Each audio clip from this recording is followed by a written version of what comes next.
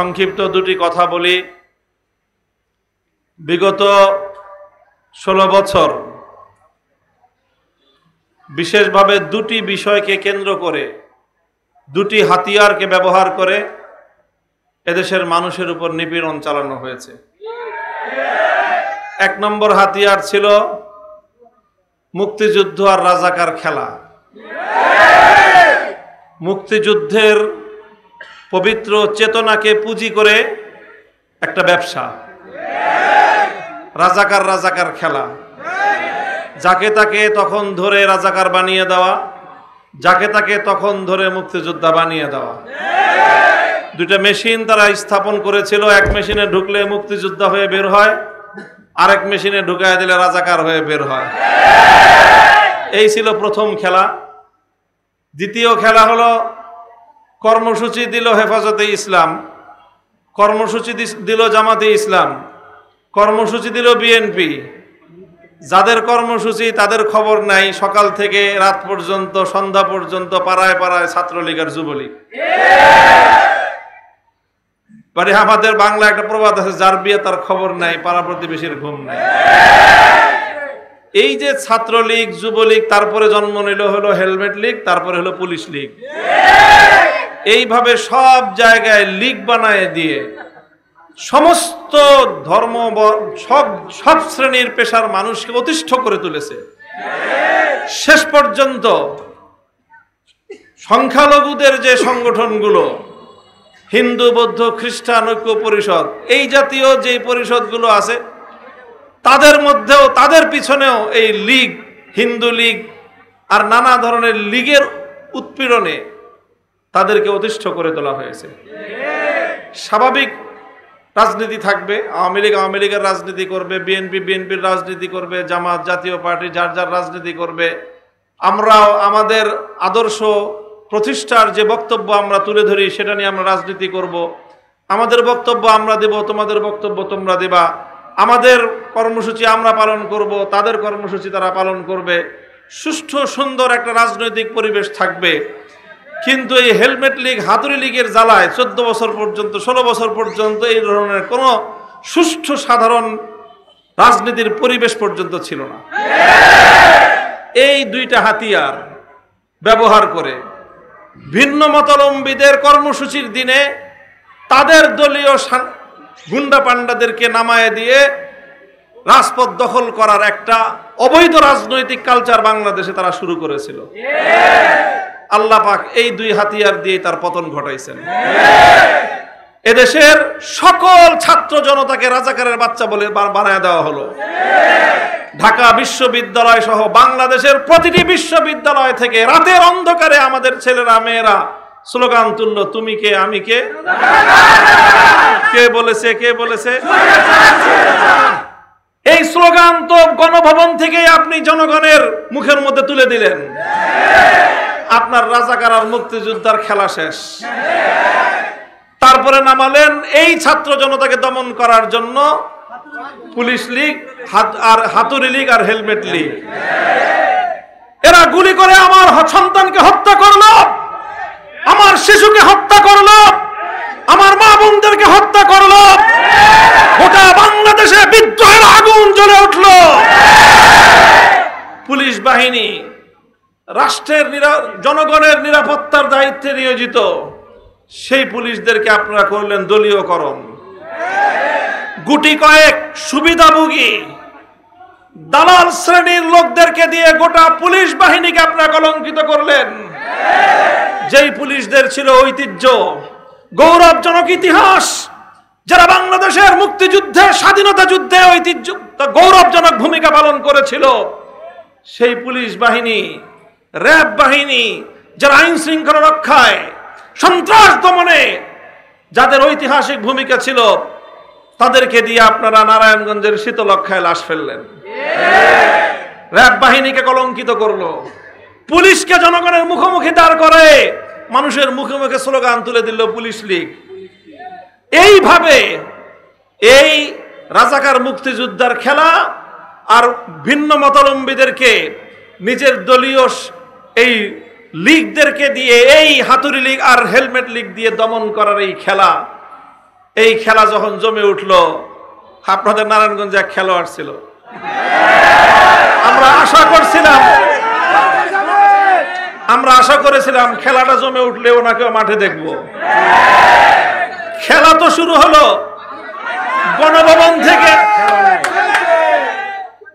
গণভবন থেকে অসহায় ভাবে উনি বলতেন, আপা নেত্রী, কত কিছু বলতেন। উনি করুণ ভাবে চোখের পানি ছেড়ে গণভবন থেকে বাংলার মাটি স্পর্শ করতে পারে নাই, তাকে আকাশে উড়ে দাদাবাবুদের দেশে চলে যেতে হলো। মাঠেও পেলাম না, আকাশেও পেলাম না, পানিতেও পেলাম না ওই খেলোয়াড়রে কোথাও।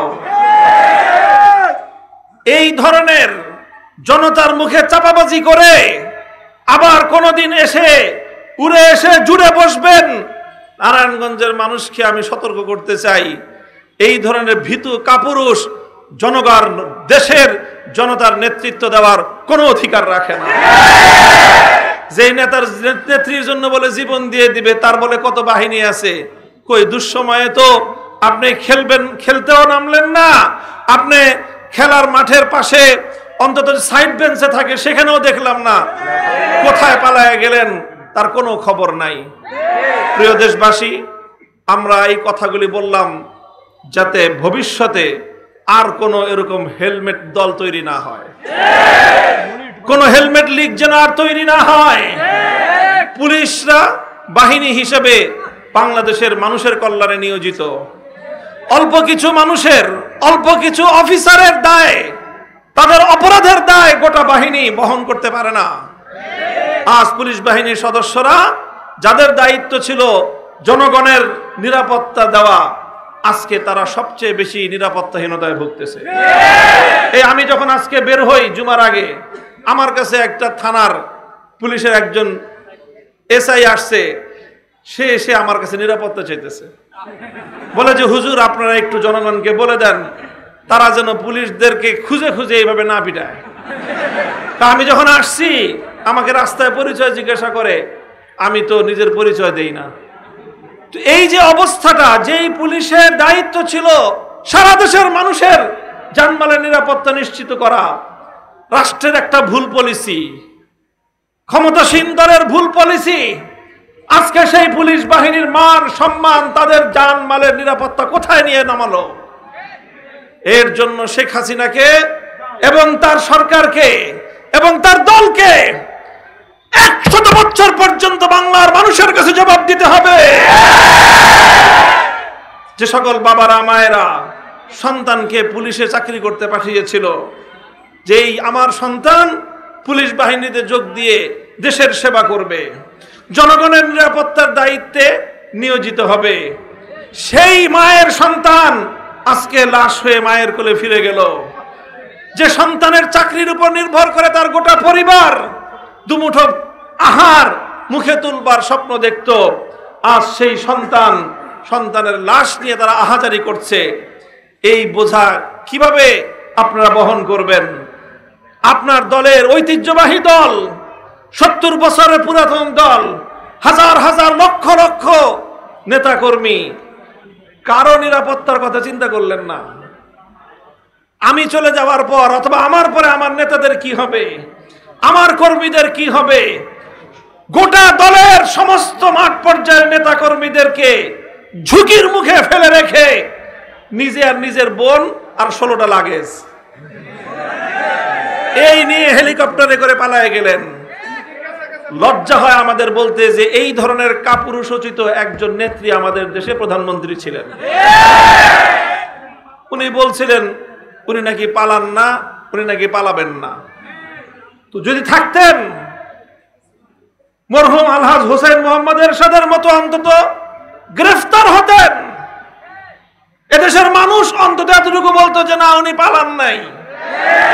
ওনার নেতা কর্মীরা এতটুকু সাহস পেত যে না, নেত্রী দুর্দিনে দুঃসময়ে আমাদেরকে বিপদে রেখে পালিয়ে যান নাই। তাদের আগামী দিনে রাজনীতি করার এতটুকু মুখ থাকতো। সামনের দিনে আপনারা আওয়ামী লীগের নামটা পাল্টায় নতুন করে যদি রাজনীতি করতে চান, রাজনীতিতে নামেন।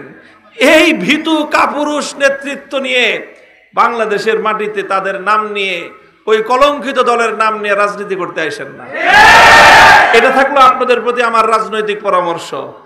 আর আপনাদের নেতা যে কথা বলেছেন যে দল ভুল করেছে, দলের নেতৃত্ব ভুল করেছে, দলের নেতারা খালি খেলতে ডাকছে, কিন্তু তাই বলে দলের মাঠ পর্যায়ের সকলেই তাদের এই অন্যায় এবং অপরাধের দায় নেবে না। এটার ক্ষেত্রে প্রত্যেক ম্যান টু ম্যান ব্যক্তি হিসাবে মূল্যায়ন করতে হবে। যাকে দেখেছেন এলাকায় বিগত 16 বছর মাস্তানি করতে, সাধারণ মানুষের উপর জুলুম করতে, অত্যাচার করতে, তাকে ব্যক্তি হিসেবে তার বিচার করবেন। কিন্তু যে আওয়ামী লীগ করেছে ঐতিহ্যবাহী দল হিসেবে, মুক্তিযুদ্ধে নেতৃত্ব দানকারী দল হিসেবে আওয়ামী লীগ করেছে, কিন্তু কোনোদিন মানুষের উপর জুলুম করে নাই, বরং রাষ্ট্রীয় দল ক্ষমতাসীন দলের একজন দায়িত্বশীল হিসেবে মানুষের সেবা করেছে, মানুষকে আশ্রয় দিয়েছে, মানুষের পাশে দাঁড়িয়েছে। ওই সকল মুরব্বীদেরকে আরো বেশি শ্রদ্ধা করবেন, তাদেরকে সম্মান দিবেন। তাহলে ইনশাআল্লাহ আমাদের দেশ, আমাদের জাতির মধ্যে যেই অস্থিরতা, অরাজকতা, অস্থিতিশীলতা বিরাজমান, এটা ইনশাআল্লাহ অচিরেই আবার স্বাভাবিক হয়ে আসবে। আপনাদের সৌভাগ্য, আপনাদের এলাকার মধ্যে এমন একজন নেতা, এমন একজন ব্যক্তিত্ব আছেন বাংলাদেশের সকল আলেমরা যাকে সম্মান করে, যিনি সেই দুর্দিনে, সেই দুঃসময়ে যখন ওই খেলোয়াড় দাপায় বেড়ায় সন্ত্রাসী মাস্তানি বাহিনী নিয়ে, সন্ত্রাসী মাস্তান বাহিনী নিয়ে খেলোয়াড় যখন দাপায় বেড়ায়, সেই কঠিন ভয়াল সময়ও দুঃসাহসী আল্লামা মনির হোসেন কাসেমি তিনি সাহসের সঙ্গে বুক চিতিয়ে নির্বাচনী মাঠে দাঁতে দাঁত রেখে চোখে চোখ রেখে লড়াই করেছেন, প্রমাণ রেখেছেন মনির কাসেমি পালায় না, কারারুদ্ধ হয়েছেন, জেল জুলুম বরদাস্ত করেছেন, বছরের পর বছর জেলখানায় থেকেছেন। আমি নিজে ব্যক্তিগতভাবে সাক্ষী। আপনাদের এলাকার বড় বড় নেতা নেত্রীরা মনির হোসেন কাসেমি সাহেবের কাছে জেলখানায় আপোষের প্রস্তাব পাঠিয়েছেন। তিনি বলেছেন মনির হোসেন জেল খাটবে, অন্যায়ের সাথে আপোষ করবে না। তিনি যদি আপোষ করতেন 2.5 বছর না 2.5 মাস জেল খাটলেই হতো। আমি নিজে দেখা সাক্ষী বললাম। কাজে এই ধরনের একজন দায়িত্বশীল জনগণের সেবক, সাহসী মানুষ এলাকায় থাকতে আপনারা দলমত নির্বিশেষে, আমি বলবো বিএনপি, আওয়ামী লীগ, জাতীয় পার্টি, জামাতে ইসলামী, হেফাজতে ইসলাম, আপনারা সকলে আমাদের যারা আমরা আছি দেওবন্দি, সুন্নি, সব ভেদাভেদ ভুলে আজ এ মঞ্চে যেভাবে আমরা একাকার হয়েছি, এইভাবেই আগামী দিনগুলোতে আপনারা আপনাদের এই ব্যক্তিত্বকে সামনে রেখে অগ্রসর হবেন। ইনশাআল্লাহ এলাকার সমৃদ্ধি আসবে, আমাদেরকে বারবার আপনাদের পাশে পাবেন। ইনশাআল্লাহ আগামী দিনে দেশ গঠনে, জাতি গঠনে, সন্ত্রাস নির্মূলে, চাঁদাবাজি নির্মূলে, যে কোনো ন্যায় এবং ইনসাফ প্রতিষ্ঠার এই সংগ্রামে আপনাদের সঙ্গে আছি। থাকবেন তো ইনশাআল্লাহ? আসসালামু আলাইকুম ওয়া রাহমাতুল্লাহ। পরিণত করার জন্য নীতি নৈতিকতায় ভরপুর উলামায়ে কেরাম, সাধারণ তৌহিদি জনতা, সর্বস্তরের মেধাবী মানুষের মাধ্যমে, নেতৃত্বের মাধ্যমে আমাদের দেশটা একটা আদর্শ দেশে রূপান্তরিত হতে পারে। সেই আদর্শ তো দেশ যারা পরিচালনা করতে পারে, আমাদের আজকের এই সকল উলামায়ে কেরাম, বাংলার শীর্ষ উলামায়ে কেরাম, শাইখুল হাদিস, ইবনে শাইখুল হাদিস, বাংলার সিংহ পুরুষ, প্রবাদ পুরুষ, এই কিংবদন্তির আলেম, বারবার নির্যাতিত আলেমী দ্বীন শাইখুল হাদিস, ইবনে শাইখুল হাদিস আল্লামা মামুনুল হক আমাদের মাঝে উপস্থিত হয়েছেন। আমাদের মাঝে উপস্থিত হয়েছেন নারায়ণগঞ্জের মাটি ও মানুষের নেতা, আমাদের প্রিয় নেতা, যিনি 2018 সালের নির্বাচনে এই আসন থেকে নির্বাচন করে স্বৈরাচারী হাসিনার রোষানলে পড়েছেন এবং বারবার আমরা হামলার শিকার হয়েছিলাম। আমাদের ভোটাধিকার আমাদেরকে বঞ্চিত করে একজন সন্ত্রাসীকে বিনা ভোটে নির্বাচিত করা হয়েছিল। সংগ্রামী উপস্থিতি আমাদের মধ্যে আরো উপস্থিত আছেন আমাদের অত্যন্ত প্রিয় ভাজন সুপরিচিত আলেমে দ্বীন বাংলার কিংবদন্তি আলেম হযরতুল আল্লাম হযরত মাওলানা আল্লামা ডক্টর ইনায়েতুল্লাহ আব্বাসী জৈনপুরী সাহেব। এই আমাদের আজকের এই মহান অতিথিদেরকে ফুল দিয়ে বরণ করে নিচ্ছেন। আজকের এই আমাদের আয়োজকের ভূমিকায় যারা আছেন তারা আমাদের এই মহান অতিথিদেরকে ফুল দিয়ে বরণ করে নিচ্ছেন। এবার ফুল দিয়ে বরণ করে নেওয়ার পালায় সর্বপ্রথম আমরা ফুল দিয়ে বরণ করে নিব বাংলার কিংবদন্তির আলেম সিংহ পুরুষ শাইখুল হাদিস ইবনে শাইখুল হাদিস আল্লামা মামুন হক সাহেবকে ফুল দিয়ে বরণ করে নিচ্ছেন জনাব মোহাম্মদ আনোয়ার হোসেন সাহেব। আমি আনোয়ার হোসেন সাহেবকে আমাদের প্রধান অতিথিকে ফুল দিয়ে বরণ করে নেওয়ার জন্য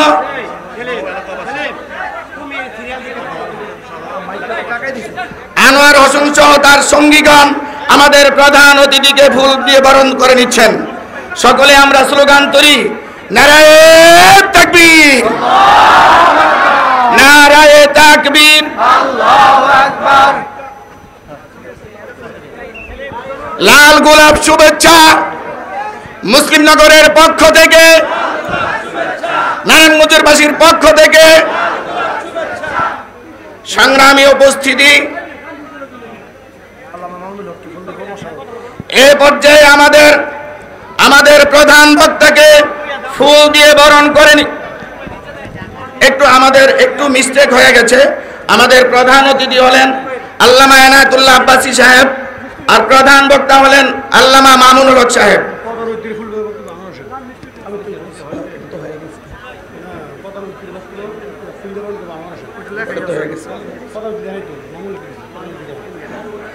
এবারে আমাদের প্রধান অতিথিকে ফুল দিয়ে বরণ করে নিচ্ছেন জনাব আনোয়ার হোসেন সাহেব। আমাদের প্রধান অতিথি ডক্টর ইনায়েতুল্লাহ আব্বাসী সাহেবকে ফুল দিয়ে বরণ করে নিচ্ছেন জনাব মোহাম্মদ আনোয়ার হোসেন সাহেব। নারায়ে তাকবীর, লাল গোলাপ শুভেচ্ছা মুসলিম নগরের পক্ষ থেকে।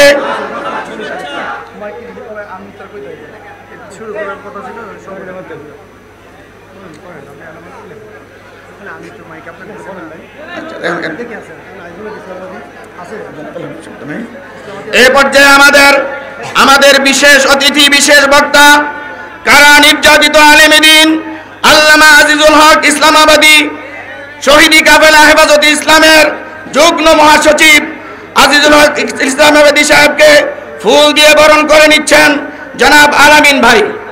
আলামিন ভাইকে আমাদের বিশেষ অতিথি আল্লামা আজিজুল হক ইসলামাবাদী সাহেবকে ফুল দিয়ে বরণ করে নেওয়ার জন্য আহ্বান জানাচ্ছি।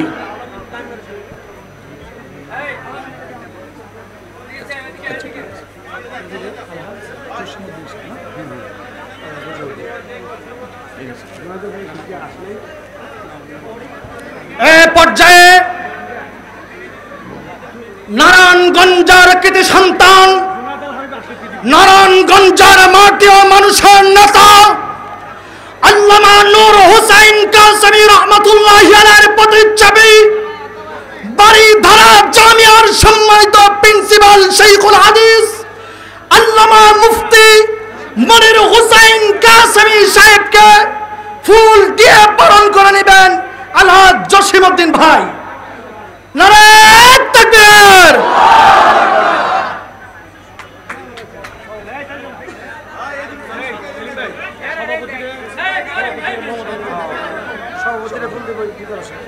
আলহামদুলিল্লাহ, আমাদের সভাপতি মোহাম্মদ মুক্তার হোসেন সাহেবকে ফুল দিয়ে বরণ করে নেবেন মোহাম্মদ আলী সাহেব। আমাদের সভাপতি সাহেবকে ফুল দিয়ে বরণ করে নেবেন মোহাম্মদ আলী সাহেব।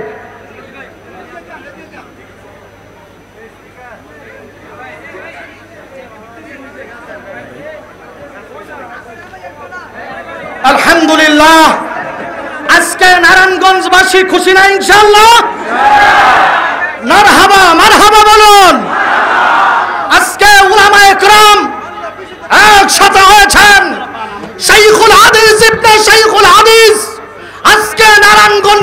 জমিনে যিনি এসেছেন তার কারণে আজকে এ জমিন ধন্য, ঠিক কিনা বলো?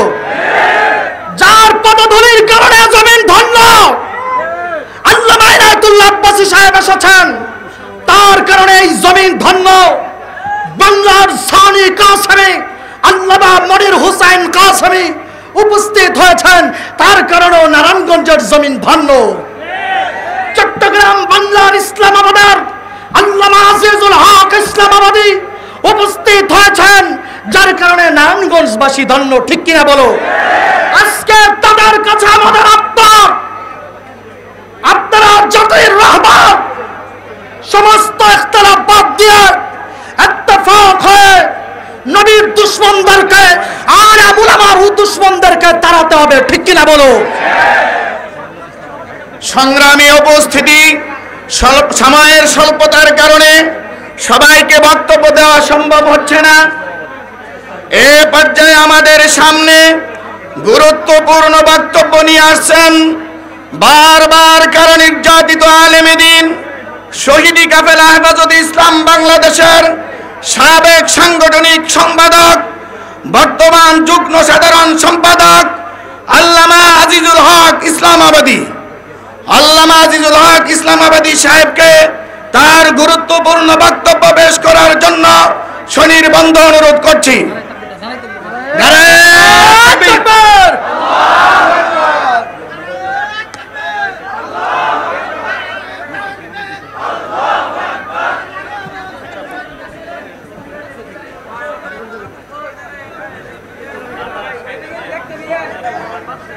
السلام عليكم ورحمة الله وبركاته. الحمد لله وكفى وسلام على عباده الذين اصطفى أما بعد. আজকের এই সম্বর্ধনা সভা ও শান্তি সমাবেশের সংগ্রামী সভাপতি, মঞ্চে উপবিষ্ট জাতির রাহবার, শীর্ষ উলামায়ে কেরাম হযরত আল্লামা ডক্টর ইনায়েতুল্লাহ আব্বাসী দামাত বরকাতুহুম, শেখুল হাদিস ইবনে শেখুল হাদিস আল্লামা মামুনুল হক সাহেব দামাত বরকাতুহুম, এই এলাকার মাটি ও মানুষের নেতা আল্লামা মুফতি মনির হোসেন কাসেমি সহ অত্র এলাকার সর্বস্তরের দিনদার মুমিন মুসলমান ভাই ও বন্ধুগণ, আজকে আমরা একটি শ্বাসরুদ্ধকর পরিস্থিতি থেকে আমরা স্বাধীনভাবে নিঃশ্বাস ফেলার সুযোগ পেয়েছি। আল্লাহ রাব্বুল আলামিন আমাদেরকে যেই নতুন স্বাধীনতা দান করেছেন আমাদের সন্তানদের রক্তদানের মাধ্যমে, এই স্বাধীন দেশে কোনো নতুন স্বৈরশাসক যেন জন্ম লাভ করতে না পারে আমাদেরকে পাহারা দিতে হবে। আমরা পরিষ্কার ভাষায় বলতে চাই, এক স্বৈরশাসক হাসিনাকে পতন ঘটিয়ে বাংলাদেশে কোন নতুন স্বৈরশাসক যেন জন্ম করতে না পারে আমাদেরকে পাহারাদারের ভূমিকা পালন করতে হবে। এই দেশে সর্বস্তরের জনগণ এদেশের উন্নয়নের জন্য, এদেশকে নতুন রাষ্ট্র হিসেবে প্রতিষ্ঠিত করার জন্য আমরা আমাদের সন্তানরা জীবন দিয়েছে, তাদের জীবনের বিনিময়ে আমরা এদেশকে নতুনভাবে গঠন করব ইনশাআল্লাহ। আমাদের বক্তব্য পরিষ্কার, উলামায়ে কেরাম এখানে আছেন, আলেমদের নেতৃত্বে দেশ চলবে সামনে, বাধা দেওয়ার কোনো শক্তি বাংলাদেশে থাকবে না। শেষ কথা বলতে চাই, সময় কম, নেতৃবৃন্দ আছেন। এই দেশে নতুনভাবে দাঙ্গা হাঙ্গামা শুরু হয়েছে, ডাকাতি হচ্ছে, মানুষের ঘরে ঘরে পাহারা দেওয়ার ব্যবস্থা করা হচ্ছে। এরা কারা? এরা কারা? এরা পরাজিত শক্তি। এই পরাজিত শক্তি যদি ভালো না হয়, তাদের উচিত শিক্ষা দেওয়ার ব্যবস্থা আমাদের হাতে আছে। দেশের সূর্য সন্তানরা কারফিউ ভঙ্গ করতে পারে, ওই দেশের সন্তানরাই জালিমদের উত্তরসূরি যারা তাদের গর্দানও ভেঙে দিতে পারে। সুতরাং আগামী দিনে দেশের সর্বস্তরের জনগণকে সাথে নিয়ে এই দেশের উলামায়ে কেরাম আল্লাহর জমিনে আল্লাহর দ্বীনকে বিজয় করবে। এই বিজয় করার জন্য যদি জান দিতে হয়, মাল দিতে হয়, রক্ত দিতে হয়, আমাদেরকে প্রস্তুত থাকতে হবে। নাসরুম মিনাল্লাহি ওয়া ফাতহুন করিম। আসসালামু আলাইকুম। সংগ্রামী উপস্থিতি, এ পর্যায়ে আমাদের সামনে গুরুত্বপূর্ণ বক্তব্য নিয়ে আসছেন নারায়ণগঞ্জের মাটি ও মানুষের প্রিয় নেতা, নারায়ণগঞ্জ মানুষের সুখ দুঃখের সঙ্গী, বাংলার ঐতিহ্যবাহী দ্বীনি শিক্ষা প্রতিষ্ঠান জামিয়া মাদানিয়া বারিধারার সুযোগ্য কর্ণধার প্রিন্সিপাল আল্লামা নূর হোসেন কাসিমি রহমতুল্লাহ আলাইহির সুযোগ্য উত্তরসূরি উস্তাদে মুহতারাম আল্লামা হযরত মাওলানা মুফতি মনির হোসেন কাসিমি দামাত বারাকাতুহুমুল আলিয়া, অর্থ সম্পাদক শহীদি কাফেলা হেফাজতে ইসলাম বাংলাদেশ।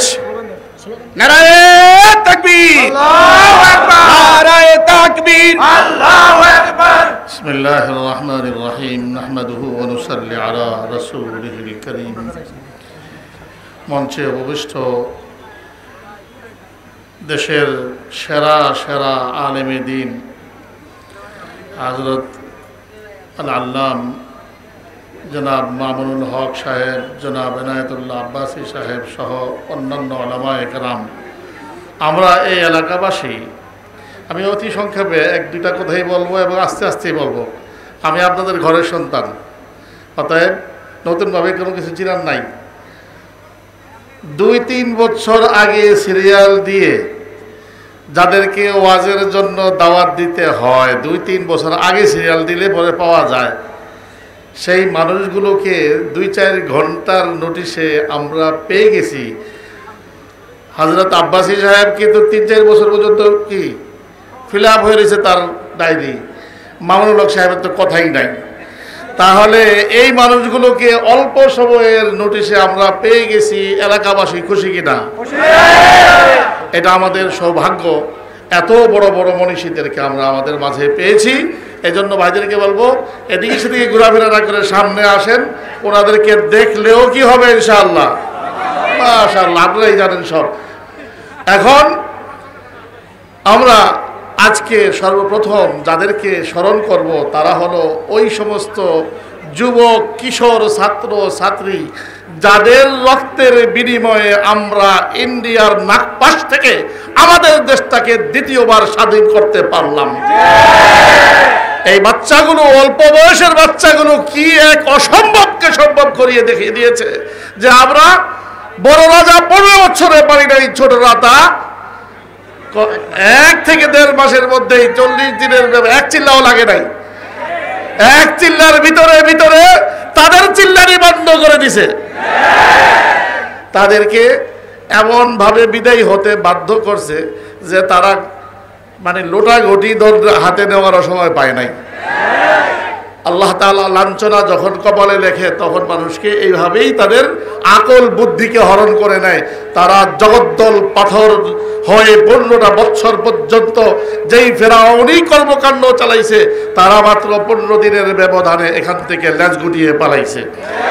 আমি এতে আমরা সবাই খুশি, কিন্তু এই খুশির সাথে সাথে একটা জিনিস লক্ষ্য রাখতে হবে। বিশেষ করে আমাদের এলাকার ভাইদেরকে আমি বলছি, মেহরবানি করে মুরব্বী যারা আওয়ামী লীগ করতেন, যারা আওয়ামী লীগকে সাপোর্ট করতেন, আমাদেরই আত্মীয় স্বজন, যারা কোনো অন্যায়ের সাথে ছিলেন না, যারা কারোর সাথে জোর জুলুম করে নেই, কারো জমি দখল করে নেই, বাড়ি দখল করে নেই, কারো ইজ্জত নষ্ট করে নাই, ওই সমস্ত মুরব্বীদের সাথে কেউ যেন বেয়াদবি না করি। এই কথা মনে থাকবে তো ইনশাআল্লাহ? আমাদের এই আত্মীয় স্বজন মুরব্বী অনেক রাম যারা আছেন তারা আগের চাইতে আরো বেশি সম্মান নিয়ে এই এলাকায় বসবাস করবে। আর এটা নিশ্চিত করার দায়িত্ব এই এলাকার বিএনপি, জাতীয় পার্টি, জামাত ইসলামীর সকল যুবকদেরকে নিতে হবে। আমরা এই এলাকায় এমন কিছু করব না যেন মানুষ আঙ্গুল উঠায় বলতে পারে যে ওই দেখো মুফতি সাহেবের এলাকায়, ওই দেশে ওখানে কি হইতেছে, জোর জুলুম করা হচ্ছে না, এটা হতে দেয়া যাবে না। আমরা সম্প্রীতিতে বিশ্বাসী, আমরা প্রত্যেককে মায়া মহাব্বত দিয়ে আগের সময় যেই জুলুম করছে যারা সাহস করে এখনো যেই যুবকরা আছে অথচ ভুল করে ফেলেছিল, তওবা করছে যে না আমিও কি আগের মতো আর জোর জুলুম করবো না, তাদেরকেও আমরা বুকে মিলিয়ে নেব। ঠিক আছে তো? আপনারা কোনোভাবেই কাউকে হয়রানি করব, সে হোক হিন্দু, মুসলমান, বৌদ্ধ, খ্রিস্টান, কি কে কোন ধর্মের তা দেখার নাই। বাংলাদেশে জন্মগ্রহণ করা, আমার এলাকায় জন্মগ্রহণ করা কোনো মানুষ আমাদের দ্বারা নিগৃহীত হবে না, আগের চাইতে আরো বেশি সম্মান নিয়ে থাকবে, এটাই আমাদের প্রত্যাশা। আর আজকের এই যে মজমা, এই যে বড় বড় মানুষগুলো আসছেন, তারাও এই শৃঙ্খলা বিধানের জন্যই আসছেন আর শান্তি বজায় রাখার জন্যই আসছেন এখানে। আমরা ওনাদেরকেও এই ব্যাপারে আশ্বস্ত করব, এই এলাকার মানুষ একটা মডেল এলাকা হিসেবে নিজের এলাকার পরিচিতি ইনশাআল্লাহ তুলে ধরবে। ঠিক আছে, আমি আর বক্তব্য দীর্ঘায়িত করব না। এই আবেদন রেখেই শান্তি, শৃঙ্খলা এবং আমাদের সম্প্রীতিকে বজায় রেখে আমরা চলব। কাউকে আঙ্গুল উঠানোর সুযোগ আমরা দেব না। দেশটা একটা কি সোনার দেশ হোক, শান্তির দেশ হোক, বৈষম্যবিহীন একটি সুন্দর ইসলামী দেশ হোক।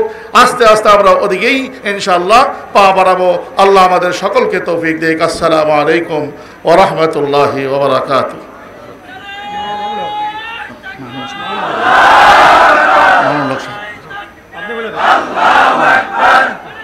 সংগ্রামী উপস্থিতি, আল্লাহ তাআলা যাকে যত বড় বানান তার দিলটাকে তত মহৎ করে দেন। আমাদের হযরত, আমাদের প্রিয় নেতার মুখ থেকে আমরা সেই মহত্বের বাণী শুনলাম। আমরা বুঝতে পারলাম ধর্ম যার যার দেশ আমাদের সবার, ধর্ম যার যার দেশ আমাদের সবার। আমরা হিন্দু, মুসলিম, খ্রিস্টান, বৌদ্ধ সব মিলে দেশের নাগরিক, এটাই শেষ কথা, এটাই মূল কথা। সংগ্রামী উপস্থিতি, এ পর্যায়ে আমাদের সামনে অত্যন্ত গুরুত্বপূর্ণ বক্তব্য নিয়ে আসছেন বাংলার সিংহ পুরুষ শাইখুল হাদিস, ইবনে শাইখুল হাদিস, নিকৃষ্টতম স্বৈর শাসক শেখ হাসিনার সবচেয়ে বেশি নিপীড়নের শিকার, বারবার কারা নির্যাতিত আলেম দ্বীন, কিংবদন্তির আলেম আল্লামা হযরত মাওলানা মামুনুল হক সাহেব।